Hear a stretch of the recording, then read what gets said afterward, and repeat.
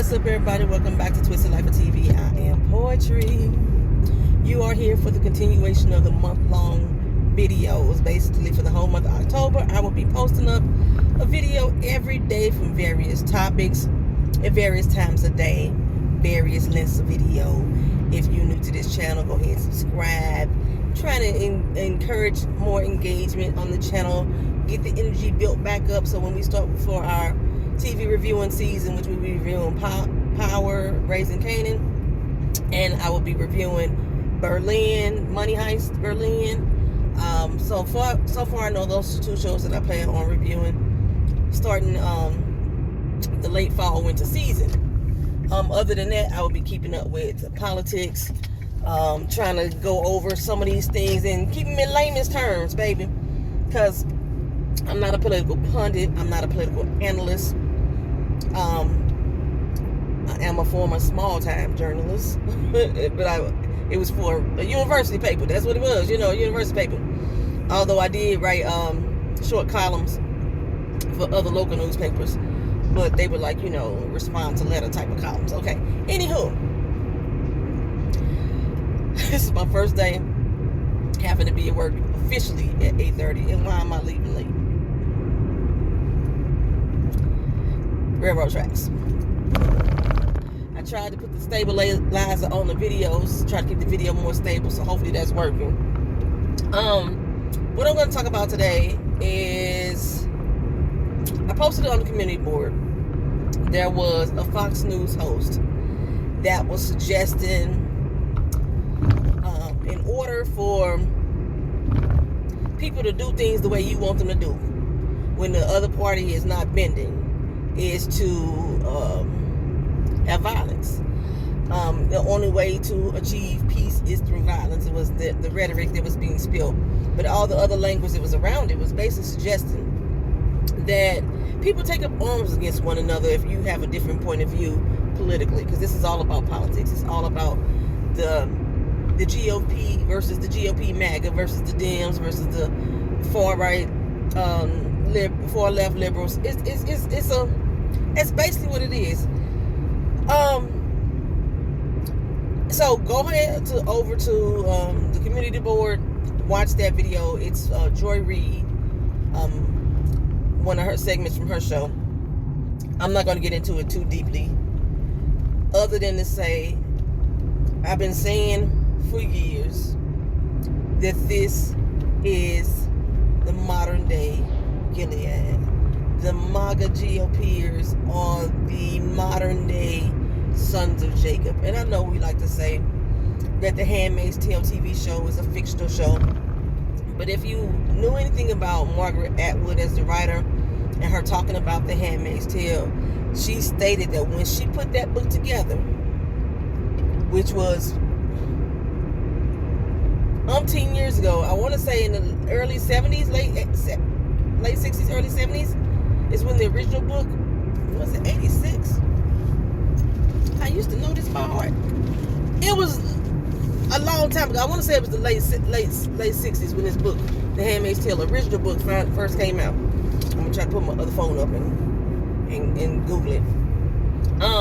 But when she wrote that, she said that she used events from history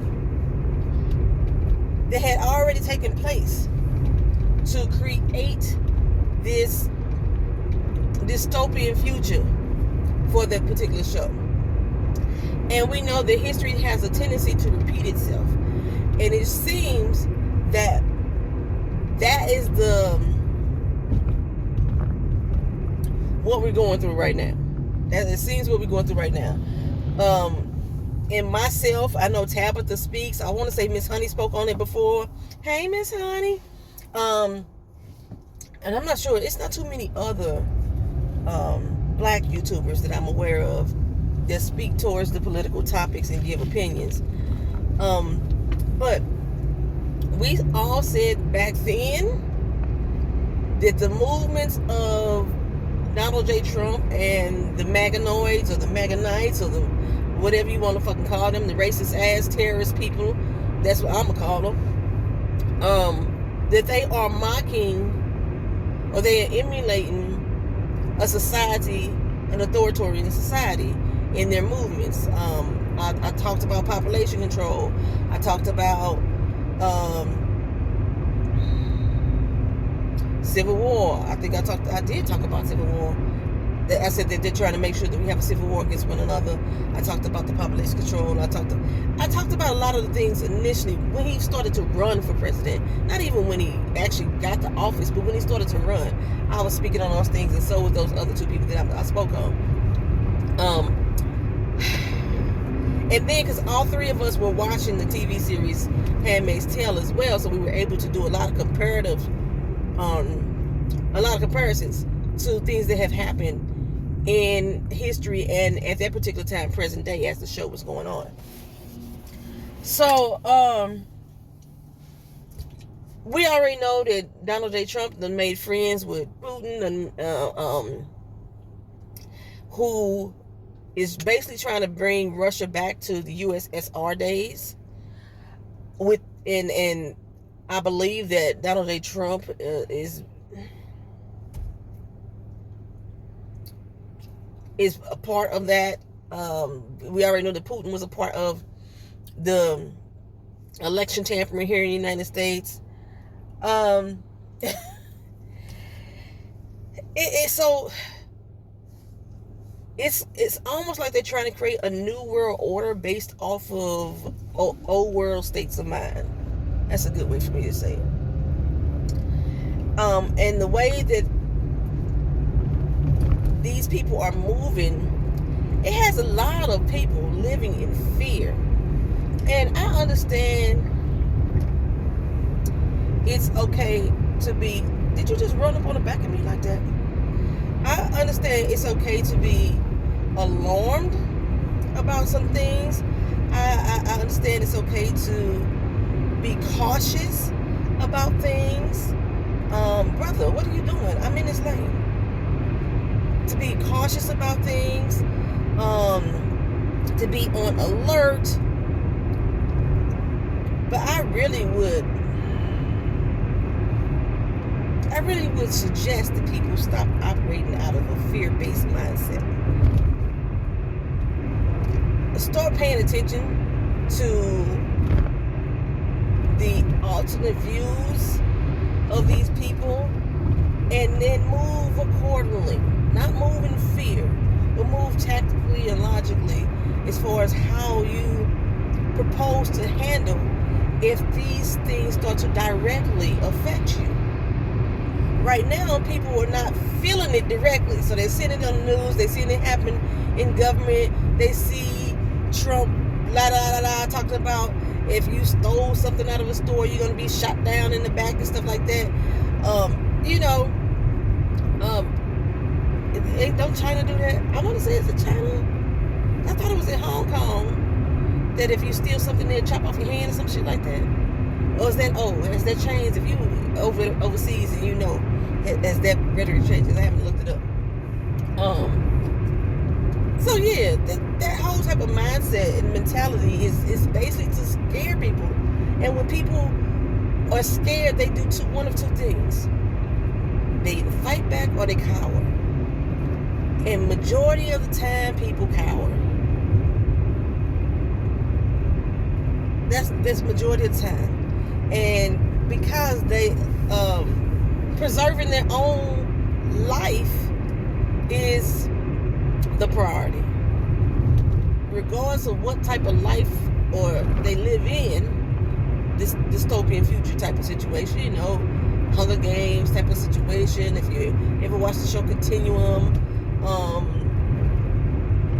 any type of organizations, and they make it colorful and stuff when they put it on these movies and TV shows, but pay attention to the messages that are being reenacted in real life. Okay. I forgot my point. But I wish people would stop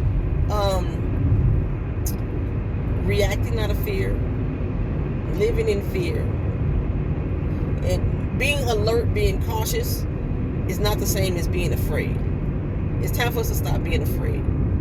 It's time for us to stop bitching about they should have did this, they should have did that, and figure out how you can effectively affect change in a non-violent manner.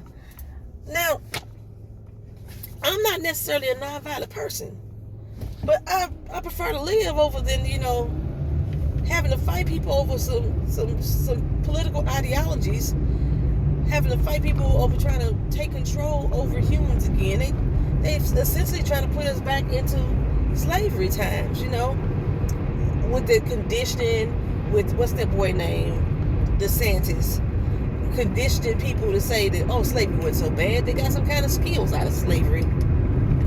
Look at these black folk. They done rose up. You know what I'm saying? Shit like that. Anywho, but I'm getting to my point. My point is, I'm talking about the Handmaid's Tale. As we wait on the series to come back on, season 5, far as my record show, is still not supposed to air into 2025. I know they are sitting on pins and needles like, damn it, we should have something out right now, because that show does capture a lot of modern day politics and weave it into the storyline. Okay. So I know that they like, oh, I wish we was out right now. Let me see. I was going to ask my phone. When was the Handmaid's Tale book originally written? What year? Let's see what pop up. I want to say it was 1968. Oh, 1985. How the hell I got 68? 1985 is when the original book came out. It had an 8 in it. That's all I know is they had an 8 in it. Okay. But so a lot of things have changed, a lot of, what's the word I'm looking for? There has been improvement, in relations between races. There's been a lot of improvement, but a lot of things change, but a lot of things stay the same. And most of the things that stay the same is people's mindset. Okay. So, overall mindset as a general populace. I believe that majority of the people do not wish to live under authoritarian society. However, majority of the people are too scared to do anything about it. And it's like I said, this is not enacted violence, but they could have been locked some of these motherfuckers up. Locked them up, throwing away the key. Especially ones who have committed treason. You already know what the thing for treason is death. Okay? They could have been did a lot of this shit to a lot of these people and keep these motherfuckers under control. But instead, they all are operating under the guise of free speech. True, there's free speech, say what the fuck you want to say, but there's consequences as well. And they are not being put to task for the consequences. The consequences are not being acted. Basically, that's what I'm saying. For doing and saying such things. How do they first of all, keep giving this motherfucker a platform? He's speaking this, spewing this hate on live TV. And there's no legal authority that's doing anything effective. I'm going to stop saying that, anything about it. There's small factions of people and departments that are trying to get things done and make things happen. It's just not being effective. We're not seeing an immediate effect at this particular time. Is he going to ride up on me again?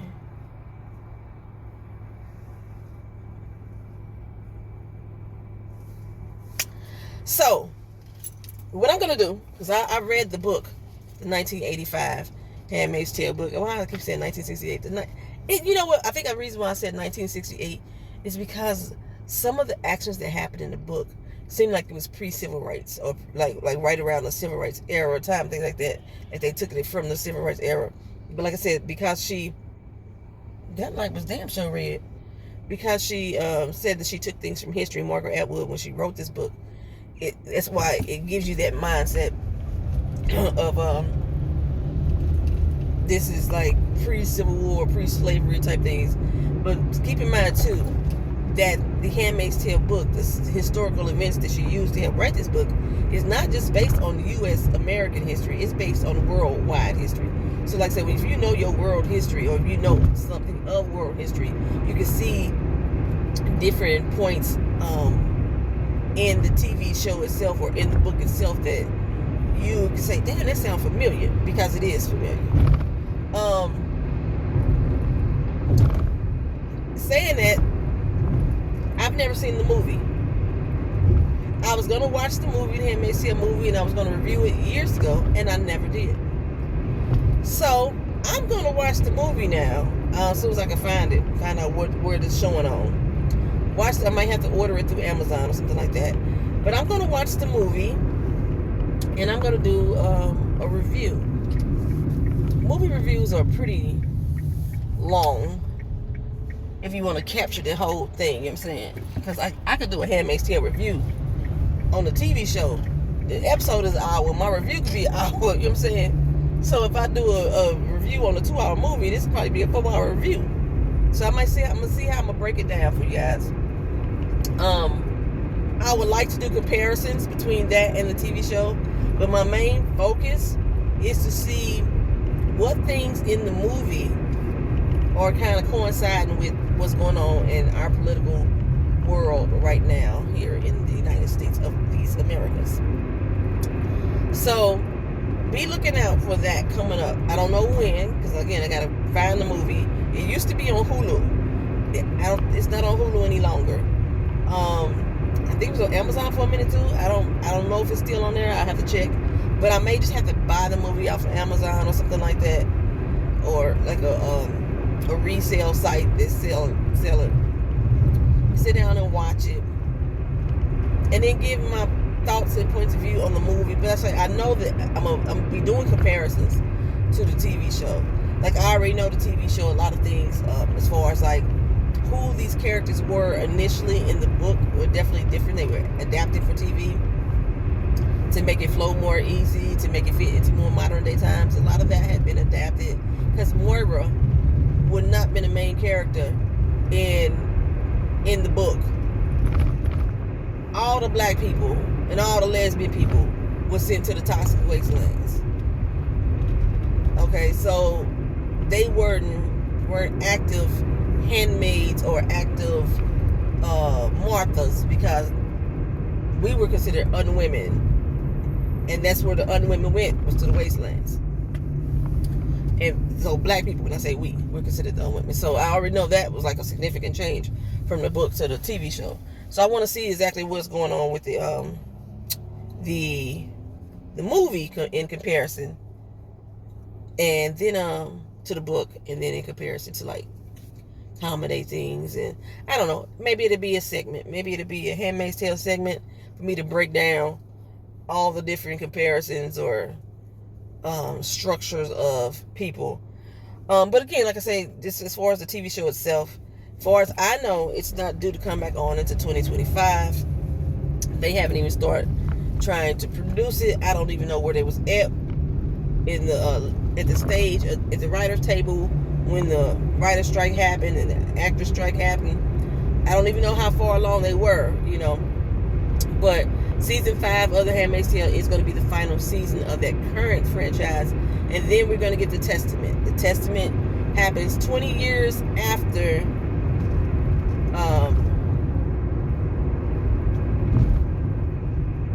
Is that 20 years? 10 years after the events in the original Handmaid's Tale take place. The final events. So it's 10 years later. And I'm going to go ahead and tell y'all, this is basically Jelly Bean and Hannah's story. That's what the Testament is about. And the fact that we are still dealing with the Gilead 10 years later lets you know that shit didn't go the way that we thought it should have went. Okay? They still dealing with it 10 years later. Put it that way. So that's just the premise of the Testament. The book for the Testament is already out there. And the book was written in current day times. So I have not read the book in its entirety because I'm waiting for the show. And I'll probably read it, I don't know, maybe I could read it and do chapter by chapter. I'm just trying to create more content for this channel as well. So maybe I could do that and review chapter by chapter. I just don't just don't want to know what's going to happen in the TV show. And I don't know how much of it they're going to change, because the whole book itself was written on the back end of the TV show. That's where Margaret Atwood was like, you know what, I need to continue this story once the success of the TV show became so popular. So I don't know how I'm going to do that, y'all. I own the book. I've given away many of books on this channel to different people. I just haven't read it in its entirety. Because once I started reading, I was like, oh, this is telling me too much. I started reading, it was telling me too much about the current show. I was knowing too much about the current show. You know, Lydia's fate and Hannah's fate and Jellybean's fate. But once I started reading it, I knew too much that hasn't happened in the current show yet. So I had to start reading. That's what made me start reading. But anywho, y'all, just be looking forward to that. It's gonna come up soon. And at the same time, pay attention to, I know y'all don't like to follow politics. A lot of people don't like to follow politics.